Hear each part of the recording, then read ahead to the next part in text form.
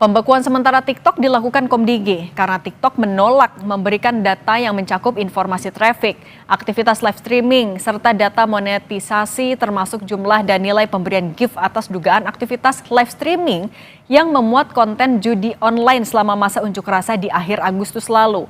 Benarkah pembekuan izin TikTok semata-mata untuk berantas judol atau ada hal lainnya? Kita bahas bersama anggota Komisi 1 DPR fraksi PKB Oleh Soleh dan juga ada Direktur Eksekutif Amnesty International Indonesia Usman Hamid. Selamat petang semuanya. Selamat petang, Cindy. Oke, Kang Oleh, TikTok kan bilang punya prosedur internal sendiri dalam menanggapi permintaan data. Komdigi sendiri rujukannya adalah peraturan menteri. PSS swasta wajib beri akses sistem data elektronik untuk pengawasan. Nah, saat ada tarik-menarik kebijakan seperti ini, tepatkah pembekuan sementara yang diambil pemerintah? Saya rasa DPR mengapresiasi ketegasan Komdigi dalam menjalankan undang-undang maupun peraturan yang berlaku di Indonesia, terutama dari sisi soal penyelenggaraan sistem elektronik dan juga penyelenggaraan media sosial ya. Nah, perlu digarisbawahi bahwasanya akses untuk mendapatkan informasi secara luas dan secara akurat bagi pemerintah kepada setiap platform ini merupakan sebuah kewajiban ketika diindikasikan ada kegiatan-kegiatan ilegal atau kegiatan-kegiatan melanggar hukum misalkan. Nah, oleh sebab itu rasa-rasanya kita harus mendukung pemerintah dalam membangun ekosistem digital yang kondusif, ekosistem digital yang edukatif, ekosistem digital yang mempersatukan, bukan malah mempecah belah. Nah, oleh sebab itu sekali lagi DPR mendukung 100% atas tindakan Komdigi dalam rangka pembenahan. Ini garis bawahinya adalah dalam rangka pembenahan bagaimana tidak ada lagi platform-platform yang memberikan ruang kepada para pelaku cybercrime lah misalkan.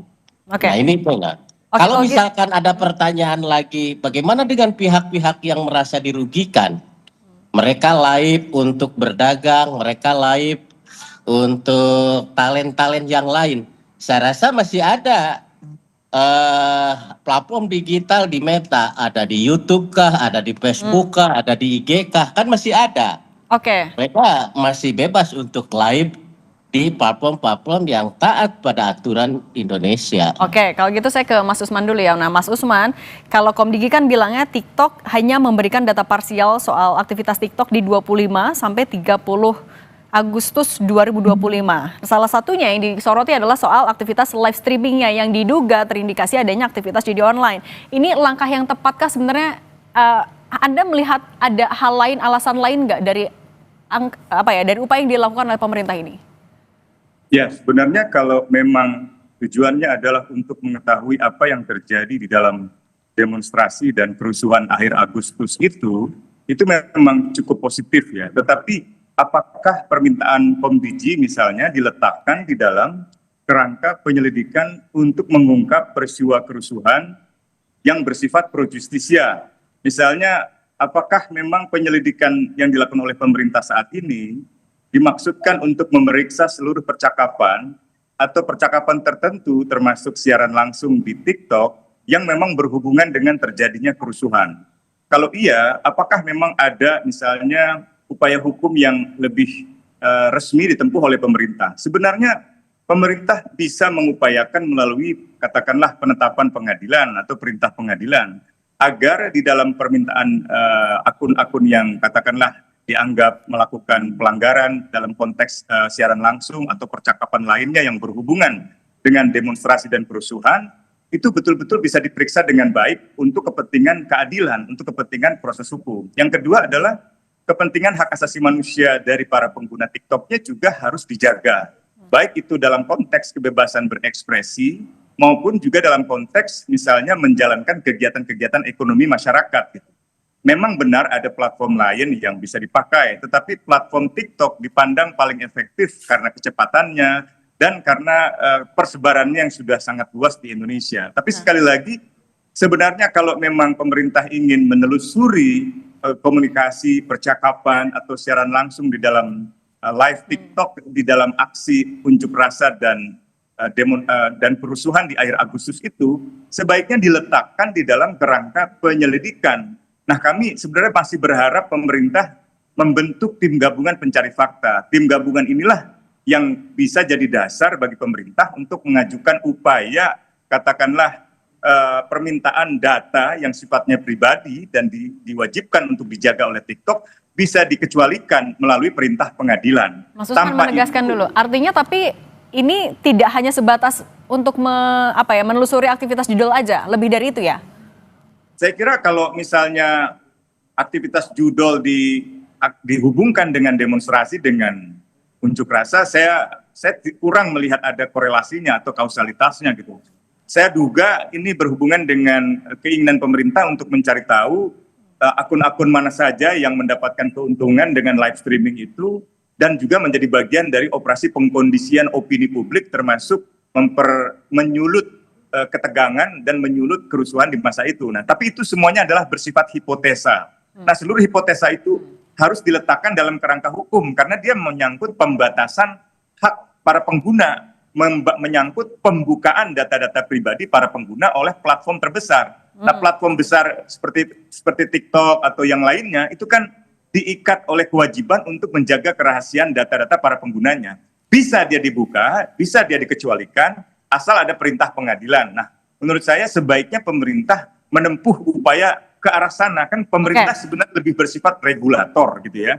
Nah, untuk urusan penyelidikan pro justisianya yang berhubungan dengan demonstrasi, dengan kerusuhan, dengan penjarahan rumah menteri dan rumah anggota-anggota dewan, menurut saya sebaiknya ditempuh lewat kerangka hukum yang benar, melalui pembentukan tim gabungan pencari fakta, atau melalui pembentukan tim investigasi di dalam kepolisian yang mengajukan kepada pengadilan untuk TikTok memberikan data-data yang dimaksud. Itu pun harus spesifik. Data yang mana, pengguna yang mana, pada waktu yang mana gitu. Jangan secara keseluruhan. Kalau secara keseluruhan itu bisa berdampak negatif bagi kebebasan berekspresi selain membatasi kegiatan masyarakat dalam bidang ekonomi gitu. Nah, Kang Oleh, itu bisa melewati batas kebebasan berekspresi dan juga ini kan data pribadi hitungannya. Kalau tadi disebutkan soal Mas Usman ada operasi pengondisian nih di balik langkah yang diambil pemerintah. Kok DPR melihat hal yang sama?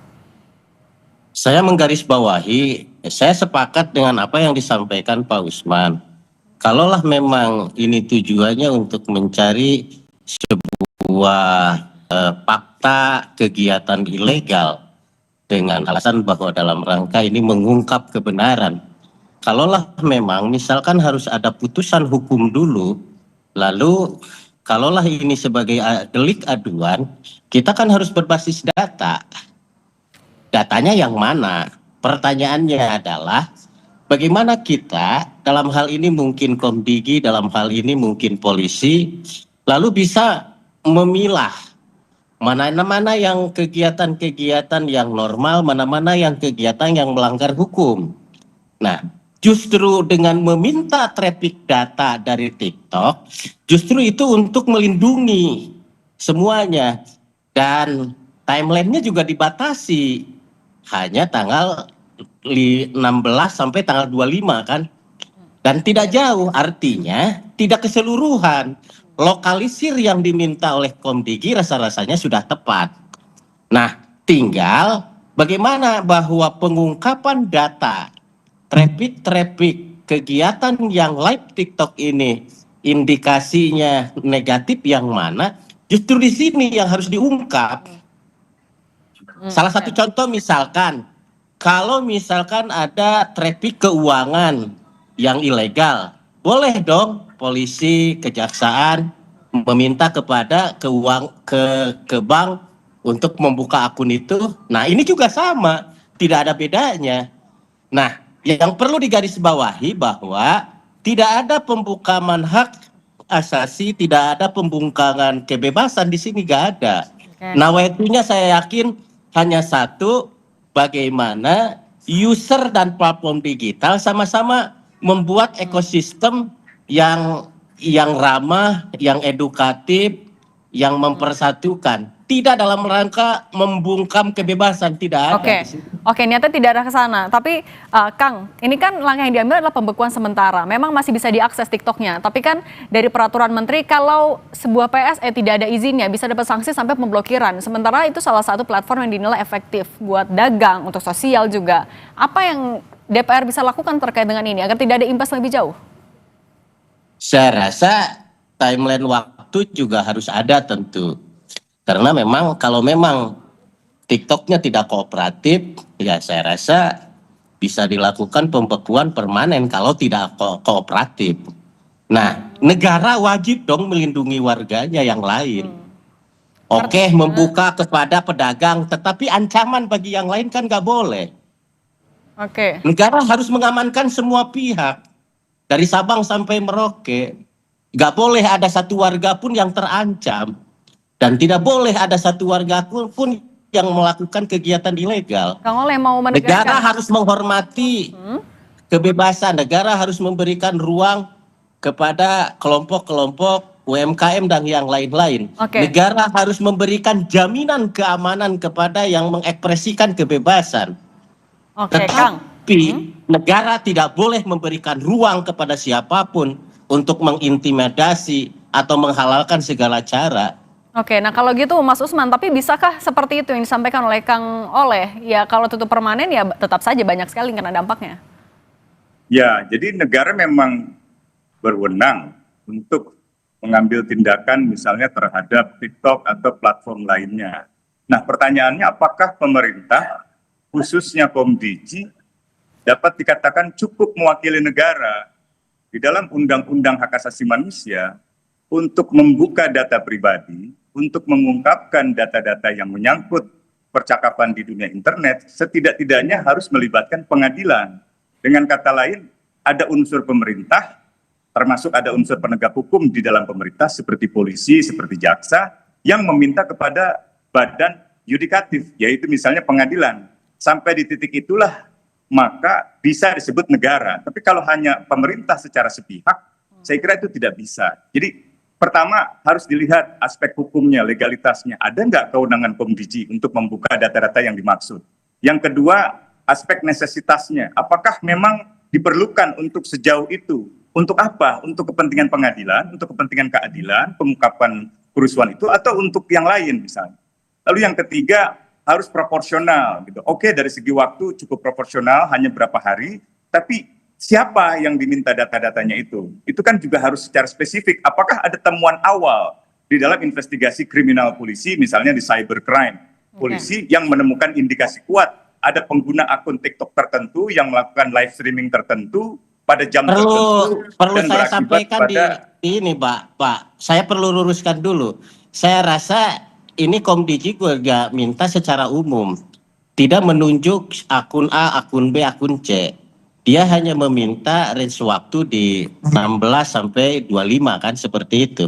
Dan itu tidak, itu justru nggak bisa Pak. Kalau begitu malah nggak bisa random, bisa terkena siapapun yang sebenarnya tidak berhubungan. Itulah sebabnya perlu ada upaya terlebih dahulu dari pemerintah, misalnya melalui kepolisian, untuk melakukan penyelidikan awal, untuk melakukan investigasi awal. Kan ketika pemerintah menunjukkan, oh tanggal 17 sampai tanggal 25 itu pasti ada dasarnya. Kenapa tanggal-tanggal itu yang dipilih gitu? Apa dasar persoalannya polisi sedang melakukan penyelidikan kan hari ini, dan sudah ada beberapa orang yang ditetapkan tersangka. Saya punya husnudon yang baik, mungkin saja ini ada kaitannya.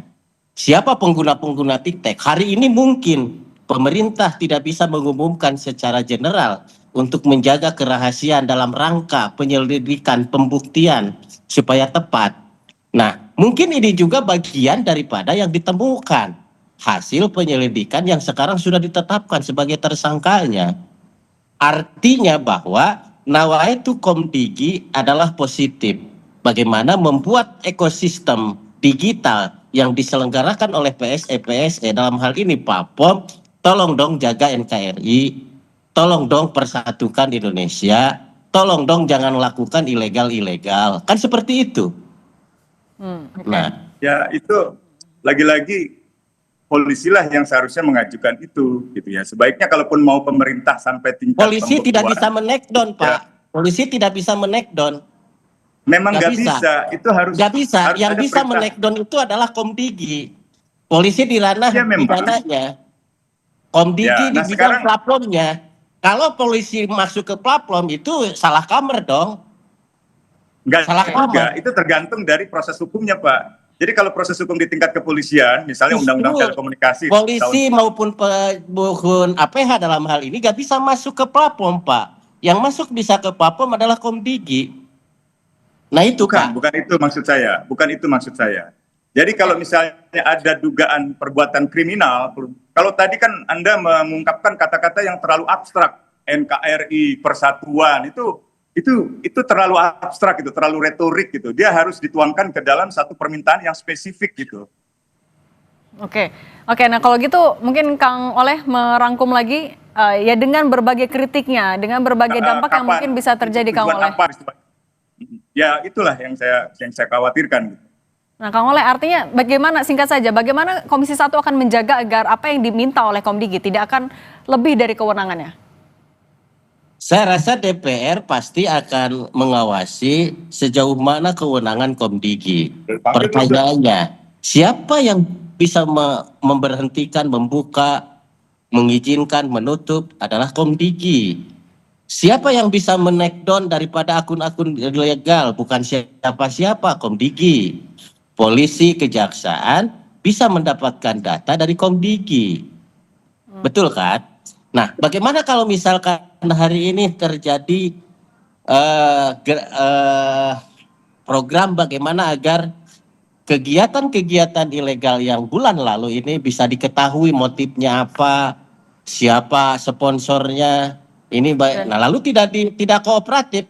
Saya rasa DPR mendukung dong terhadap Komdigi sepanjang nawaitu pembatasan itu adalah dalam hal untuk nawaitunya memperbaiki platform digital dan tentunya membuka akses siapa pelaku-pelaku yang melakukan ilegal. Oke, Mas Usman silakan menanggapi singkat saja, Mas Usman. Ya, singkat saja. Jadi saya kira karena itu menyangkut pembatasan informasi, pengungkapkan data-data pribadi, sebaiknya ditempuh lewat proses hukum. Jadi pemerintah tetap menjadi regulator, kecuali kalau di dalam perjanjian antara pemerintah dengan TikTok ada klausul-klausul yang memungkinkan pemerintah atau katakanlah untuk melakukan pembekuan semacam itu tanpa perintah pengadilan. Tapi kalau tidak ada klausul itu, sebaiknya diupayakan lewat pengadilan supaya pemerintah juga bisa mempertanggungjawabkan perbuatan itu dan pemerintah tidak dianggap melanggar kebebasan berekspresi, tidak dianggap melanggar hak-hak masyarakat untuk menggunakan platform TikTok sebagai sarana usaha mereka secara ekonomi. Demikian mungkin. Baik, Mas Usman Hamid, Direktur Eksekutif Amnesty International Indonesia, dan Kang Oleh Soleh, anggota Komisi 1 DPR RI, fraksi PKB, terima kasih sudah berbagi bersama kami. Saya salut semuanya.